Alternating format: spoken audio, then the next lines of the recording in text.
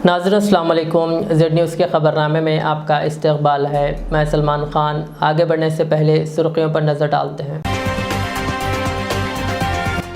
तेलंगाना में आइंदा तालीमी साल से यंग इंडिया स्पोर्ट्स यूनिवर्सिटी शुरू की जाएगी। वज़ीर आला रेवंत रेड्डी का ऐलान।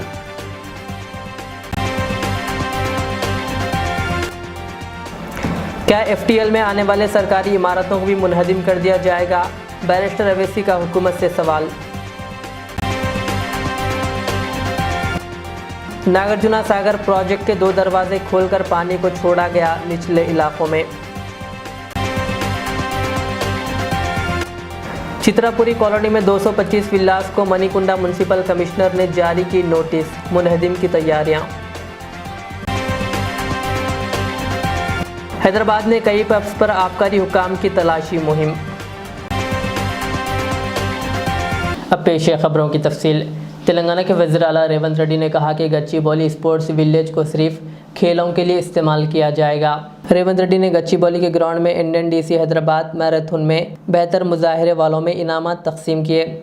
इस मौके पर मुनक़िदा तकरीब से खिताब करते हुए उन्होंने कहा कि हम इस बात को यकीनी बनाने के लिए सख्त मेहनत कर रहे हैं कि तेलंगाना के खिलाड़ी 2028 के ओलंपिक्स में ज़्यादा से ज़्यादा मेडल्स हासिल करें। कहा, हम आइंदा तालीमी साल से यंग इंडिया स्पोर्ट्स यूनिवर्सिटी शुरू करेंगे। हमने मरकज़ से दरख्वास्त की है कि खेलो इंडिया का इंतज़ाम तेलंगाना को दिया जाए। उन्होंने कहा, अगर हिंदुस्तान 2036 के ओलंपिक्स की मेज़बानी की बोली जीता है तो हमने इनसे कहा कि वो हमें हैदराबाद में खेलों की मेज़बानी करने का मौका दें। उन्होंने कहा कि हैदराबाद को खेलों में नंबर 1 बनाया जाएगा। कहा, हुकूमत ने खिलाड़ियों की हौसला अफजाई का फ़ैसला किया है। उन्होंने कहा कि तेलंगाना हुकूमत खेलों की शान और अज़मत को बहाल करेगी। रेवंत रेड्डी ने कहा कि उन्होंने एक स्पोर्ट्स यूनिवर्सिटी के साथ एक मुआहिदा किया है। कहा, यूनिवर्सिटी अगले साल के अंदर क़ायम की जाएगी। रेवंत रेड्डी ने कहा कि उन्होंने दिल्ली में मरकज़ी वज़ीर के साथ एक अहम मसाइल पर भी तबादिल ख़याल किया। उन्होंने मरकज़ को बताया कि हैदराबाद में बैनुल अक़वामी खेलों का इनेक़ाद किया जाएगा। रेवंत रेड्डी ने कहा कि वो बैनुल अक़वामी खेलों के इनेक़ाद के लिए तैयार है। कहा, उप्पल स्टेडियम को जदीद आलात से तैयार किया जाएगा। ఇదే కాకుండా 2036లో ఒలింపిక్ గేమ్స్ ని ఇండియా ఆర్గనైజ్ చేయాలని ప్రధానమంత్రి గారు ఏదైతే ఆలోచన చేస్తున్నారో ఆ ఒలింపిక్ గేమ్స్ ని హైదరాబాద్ వేదికగా మేము నిర్వహిస్తాము. తెలంగాణ రాష్ట్రానికి అవకాశం ఇవ్వండి. ఇంటర్నేషనల్ స్టాండర్డ్స్ స్టేడియంస్ అన్నిటిని కూడా ఇన్ఫ్రాస్ట్రక్చర్ తెలంగాణ రాష్ట్ర ప్రభుత్వం క్రియేట్ చేస్తుంది. తెలంగాణ రాష్ట్ర ప్రభుత్వం ఆ వసతులను అన్నిటిని కూడా ఇప్పటి నుంచే ప్రణాళికబద్ధంగా అభివృద్ధి చేస్తామని చెప్పి మేము వారికి చెప్పడం జరిగింది. शहर हैदराबाद में हाइड्रा इदारे की कार्रवाई पर सदर मजलिस व रुकन पार्लियामेंट हैदराबाद बैरिस्टर असदुद्दीन अवैसी ने सख्त मजम्मत की। एक प्रेस कॉन्फ्रेंस से खिताब करते हुए सदर मजलिस ने कहा कि मजलिस ने हाइड्रा के क़याम और इसकी सरगर्मियों की मुखालिफत करते हुए हुकूमत से नुमाइंदगी की है। कहा, मजलिस के कॉरपोरेटर्स ने हाइड्रा के ख़िलाफ़ GHMC मेयर से नुमाइंदगी की है और मजलिस के रुकन असम्बली कौसर मुहिउद्दीन ने चीफ सेक्रेटरी को याददाश्त पेश की है। उन्होंने कहा कि तालाबों और FTL की ज़मीन पर गैर क़ानूनी तामीरात के नाम पर कई इमारतों को मुनहदिम कर दिया जा रहा है। बैरिस्टर अवैसी ने कहा कि शहर में कई ऐसी सरकारी इमारतें हैं जो FTL के दायरे में आती है। उन्होंने हुकूमत से सवाल किया कि क्या वो इन सरकारी इमारतों को भी मुनहदिम कर देगी। जैसे वाराणसी में हुआ और अब हम देख रहे हैं कि रेवंत रेड्डी जी भी बुलडोज़र का ही इस्तेमाल कर रहे हैं। उसमें आपके MIM के एक नेता जो है उनका भी नाम आ रहा है कि उनकी भी ज़मीन या फिर उन्होंने भी वहाँ पर अवैध तरीके से हमने हमारे कॉरपोरेटर्स ने मेयर साहिबा से कमिश्नर के पास जाकर वो जो हाइड्रा बनाया गया है उसको हमने बताया है कि वो उसका कोई लेजिस्लेटिव लीगल बैकिंग नहीं है, उसको वो पब्लिक डोमेन में है। और फिर हमारे MLA कौसर साहब जाकर चीफ सेक्रेटरी को भी बोले हैं, ये बात हम बोले हैं। और तीसरी बात ये है कि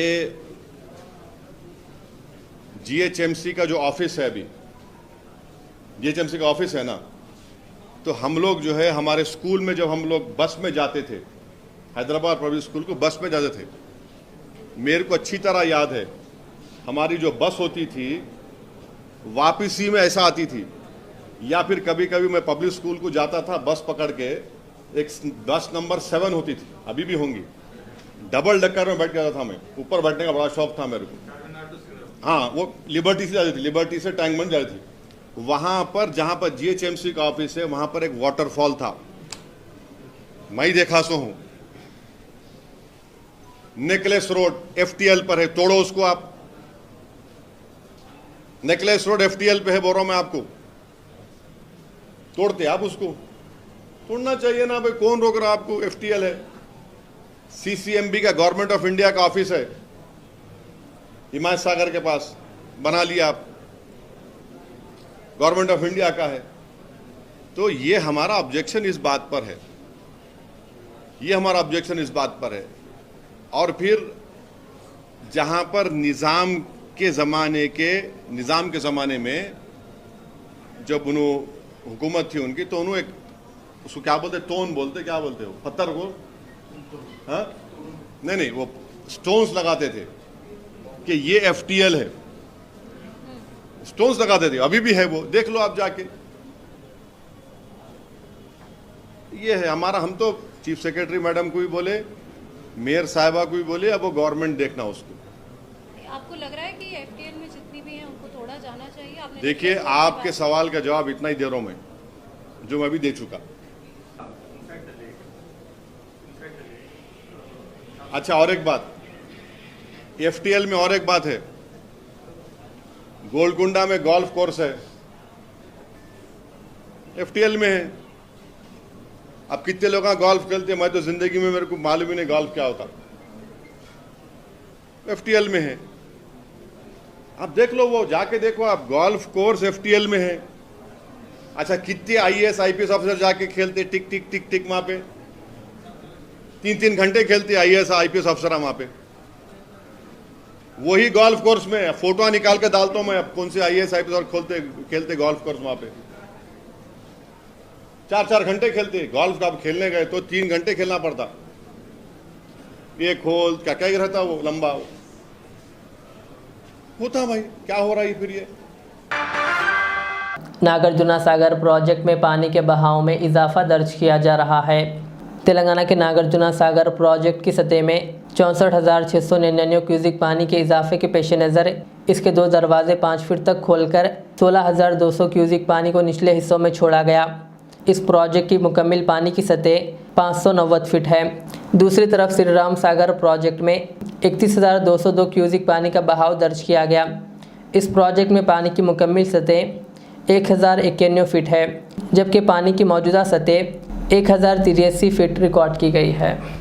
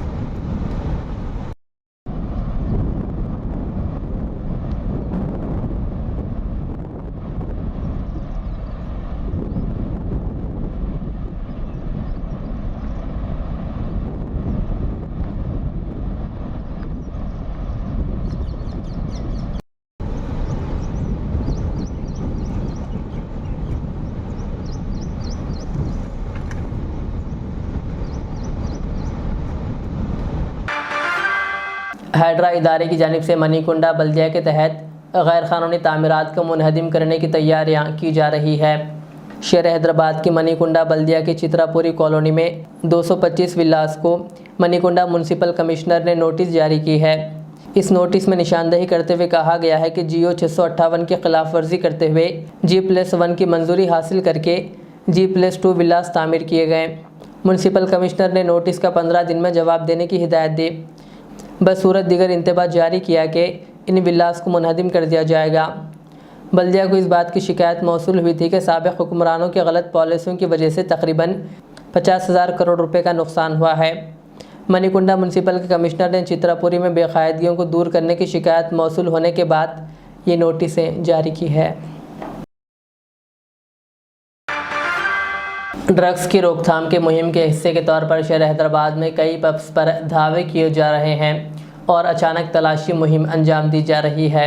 महकमे आबकारी के हुक्काम की जानिब से हैदराबाद और रंगारेड्डी के अजला में बड़े पैमाने पर पब्स की चेकिंग की गई। औहदेदारों ने 25 पब्स पर ड्रग्स किट्स के साथ मुआयने किए और वहां आने वालों की जानिब से ड्रग्स के इस्तेमाल की भी जांच की गई। ज़राए के मुताबिक इन मुआयनों में किसी की भी रिपोर्ट पॉजिटिव नहीं आई। Excise enforcement director Kamal Haasan Reddy ने बताया कि पब्स में मंशियात के इस्तेमाल के ख़िलाफ़ बड़े पैमाने पर कार्रवाई की जा रही है। तेलंगाना हुकूमत की जानिब से रियासत में गांजा और मंशियात की रोकथाम के लिए तमाम महकमों को चौकस कर दिया गया है। ख़ास तौर पर पुलिस और महकमे आबकारी के हुक्काम की जानिब से ड्रग्स की फ़रोख्त और इस्तेमाल के ख़िलाफ़ क्रैकडाउन जारी है। सर आगे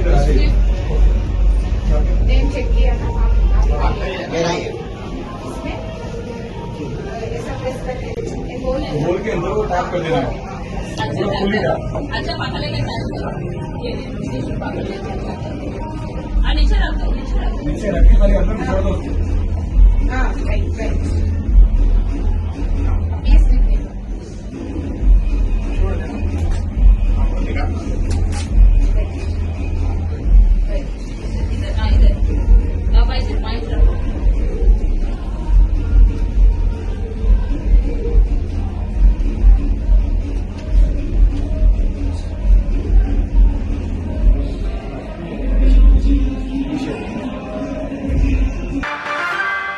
मखसूस तबके के लिए काम करने वाले एक न्यूज़ पोर्टल ने जेड चैनल की एक पोस्ट पर तबसरा किया।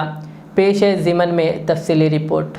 पिछले फसादात जैसे मेदक, संगारेड्डी, चेंगीचेरला और मोइनाबाद की शहीद मस्जिद के वाक़यात ने मिल्लत को तन्हा छोड़ दिया गया था और आज जब वक्फ बिल के मसले पर मुलाकातें हो रही है और all India Muslim personal law board के सदर मौलाना खालिद सैफुल्लाह रहमानी साहब की तेलंगाना के वज़ीर आला रेवंत रेड्डी से मुलाकात हुई तो सवाल उठाया जा रहा है कि क्या वक्फ बिल से पहले भी मुसलमानों पर जुल्म सितम के वाक़यात पर भी उन्होंने वज़ीर आला से क्या बातचीत की?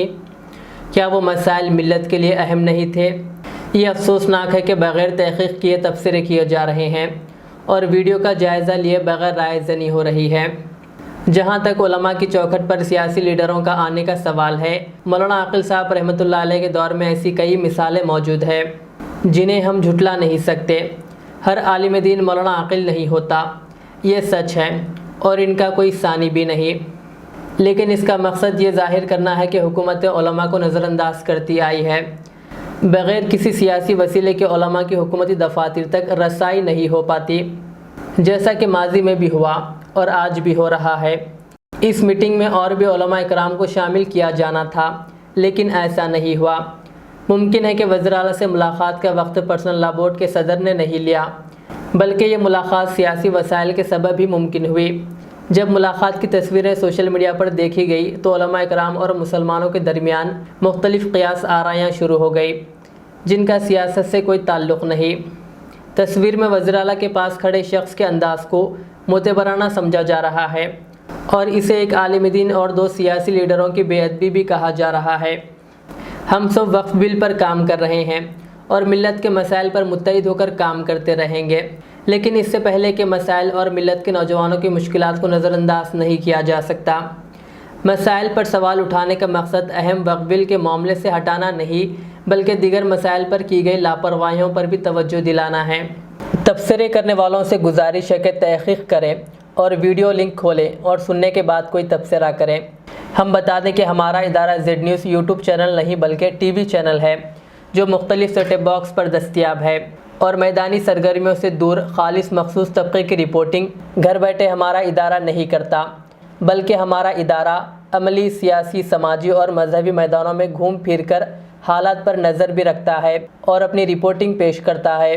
जो तबसरा लिखा गया है वो न्यूज़ पोर्टल के गैर सियासी शऊर की अक्कासी करता है, जिस तबसरे से ख़ुद इनके मुहिब्बिन खुश हो सकते हैं, लेकिन मिल्लत के मसले में ये एक क़ियानत है।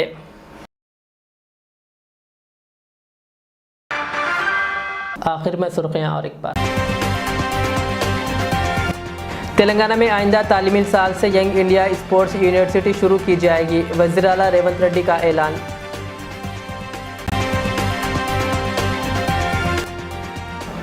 क्या FTL में आने वाले सरकारी इमारतों को भी मुनहदिम कर दिया जाएगा?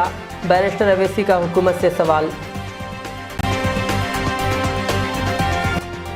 नागार्जुना सागर प्रोजेक्ट के 2 दरवाजे खोलकर पानी को छोड़ा गया निचले इलाकों में। चित्रापुरी कॉलोनी में 225 विलास को मणिकुंडा म्युनिसिपल कमिश्नर ने जारी की नोटिस, मुनहदिम की तैयारियां। हैदराबाद में कई पब्स पर आबकारी हुकाम की तलाशी मुहिम। ये थी आज की दिन भर की हमारी खबरें। मुझे इजाज़त दीजिए। हमारे इज़्ज़त चैनल को यूट्यूब पर सब्सक्राइब, फेसबुक पर लाइक शेयर ज़रूर करें। अल्लाह हाफिज़। Modern trends readymade menswear collection पेश करते हैं आपके लिए आला अक़साम व मियारी मलबूसात। हमारे यहाँ formal, party wear, jeans, T shirt और ट्रैक पैंट्स के वसी वैरायटीज दस्तयाब है। इसके अलावा मर्दाना घड़ियाँ, सनग्लासेस और मियारी जूतों का शानदार कलेक्शन भी। ऑर्डर्स पर इम्पोर्टेड अशिया भी हासिल की जा सकती है, तो देर किस बात की, आज ही चले आएँ। हमारा पता है मॉडर्न ट्रेंड्स, बीबी का चश्मा रोड, टिकलकुंडा, फलकनुमा, हैदराबाद। मज़ीद मालूमात और राब्ते के लिए प्रोपरेटर मोहम्मद इमाद अहमद से रब्ता करें। 9959541435।